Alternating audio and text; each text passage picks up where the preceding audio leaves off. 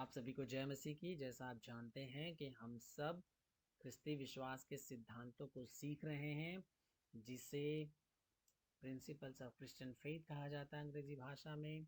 और आज हम अपने चौथे एपिसोड में पहुंचे हैं, जहां पे हम परमेश्वर की सनातनता और उसकी अनंतता के बारे में हम सीखेंगे। It's about God's infinity. So in this section, the first question will be, what is it for God to be infinite? परमेश्वर का अनंत होना क्या है? उत्तर इसका यह है कि परमेश्वर उसके अस्तित्व और पूर्णता में सभी समय सीमाओं से बिल्कुल परे है। तो परमेश्वर का अनंत काल के होने का अर्थ यह है, अय्यूब 11 के 7 और 9 के अनुसार, कि परमेश्वर मनुष्य की और इस सृष्टि की सभी समय सीमाओं से ऊपर है, उससे परे है, उससे बाहर है, और वह अनंत काल है। तो प्रश्न उठता है कि इसमें परमेश्वर की अनंतता का क्या अर्थ है? What does the infinity of God imply in it? So the answer is his incomprehensibleness, immensity and omnipresence. इसका अर्थ यह होगा, उसकी अनंतता में क्या चीजें शामिल हैं। परमेश्वर की अनंतता में उसकी अबोध गम्यता, उसको समझा जाना बहुत ही मुश्किल है, वो हमारी समझ से परे है। और उसकी विशालता, वो इतना विशाल है, और वो सर्वव्यापी परमेश्वर है, सब चीजों को जानने वाला परमेश्वर है।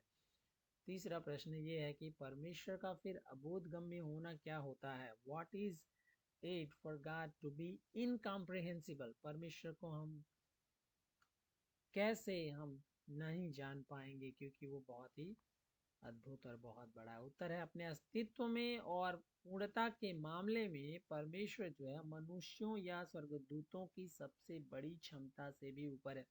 मनुष्य का अस्तित्व और स्वर्गदूतों का अस्तित्व, और जो कुछ भी मनुष्य या स्वर्गदूत हैं, उससे बहुत बहुत बहुत ऊपर परमेश्वर का अस्तित्व है। भजन संहिता 145 के 3 पद में लिखा हुआ है, यहोवा महान और अति स्तुति के योग्य है और उसकी महानता अगम्य है। परमेश्वर की महानता जो है वो अगम्य है, वो हमारे और आपके तौलने से नहीं तोली जा सकती है, मापी नहीं जा सकती है।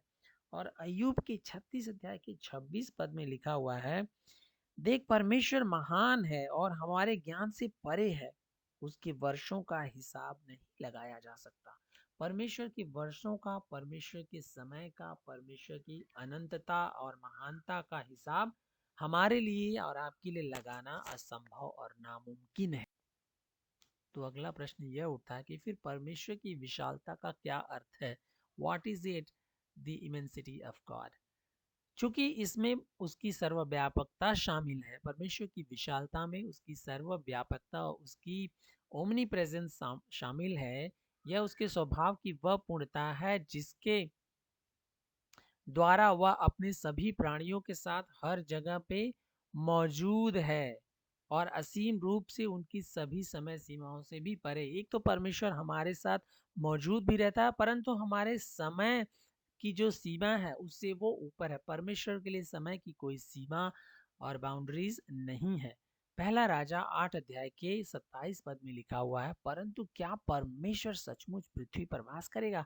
देख मेरे बनाए हुए भवन में तो क्या, तू तो स्वर्ग में वरन सबसे ऊंचे स्वर्ग में भी नहीं समाता है। परमेश्वर इतना विशाल, इतना वास्ट है, इतना अद्भुत है, इतना बड़ा है कि वो इस सारी सृष्टि में कहीं भी नहीं समा सकता, उसको कहीं भी समाया नहीं जा सकता। तो परमेश्वर की सर्वव्यापकता और विशालता में क्या अंतर होगा?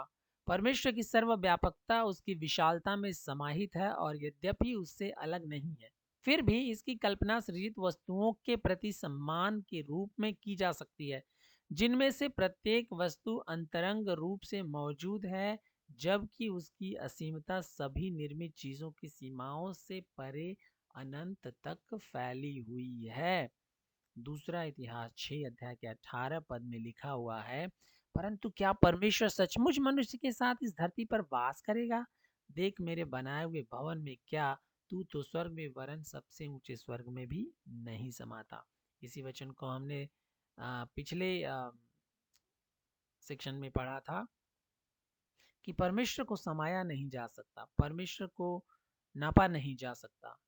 परमेश्वर मनुष्य के बनाए हुए भवन में नहीं रह सकता, क्योंकि परमेश्वर बहुत ही विशाल और वो सर्वव्यापी है। अगला प्रश्न, फिर समय और अनंत काल में क्या अंतर है?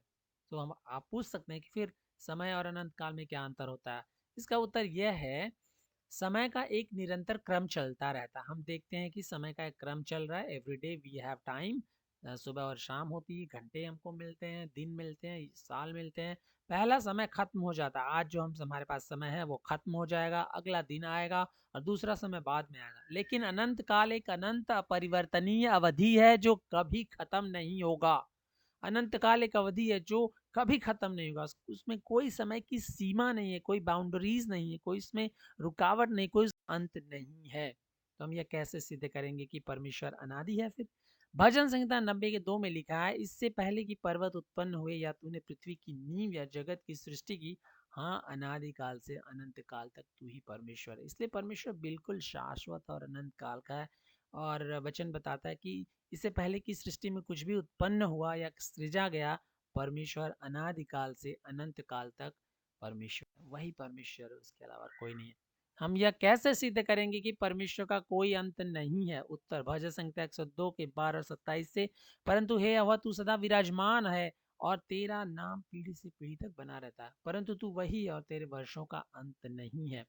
बाइबल कहती है कि परमेश्वर के वर्षों का अंत नहीं है, वो अनंत काल का। जब परमेश्वर के बारे में बाइबल बात करती है तो सीधे परमेश्वर के होने के बारे में डिक्लेरेशन देती है कि परमेश्वर है, अनंत काल से है, वो अनंत काल का है, वो पीढ़ी से पीढ़ी तक बना रहता है। परमेश्वर के वर्षों का अंत नहीं है, उसको सृजा नहीं गया है, वो अपने आप में अस्तित्व रखता है। और लिखा है, जिसका कोई आरंभ और परमेश्वर कोई आरंभ और अवधि नहीं है, उसका कभी अंत नहीं हो सकता, लेकिन उसे हमेशा अस्तित्व में रहना आवश्यक है। प्रश्न आगे, हम यह कैसे फिर साबित करेंगे कि परमेश्वर समय के क्रम के बिना है या हमारे समय के क्रम के ऊपर है? उत्तर भजन संहिता 90 के 4 में लिखा है, क्योंकि 1000 वर्ष तेरी दृष्टि में कल के दिन के समान है, जो बीत गया या जैसे रात का एक पहर। हमारे लिए जो 1000 वर्ष देखते हैं हम, हमारे लिए एक मॉन्यूमेंटल टाइम होगा, बहुत ही लंबा एक समय है मनुष्य के लिए, 1000 वर्ष या 2000 साल या 5000 10,000 वर्ष।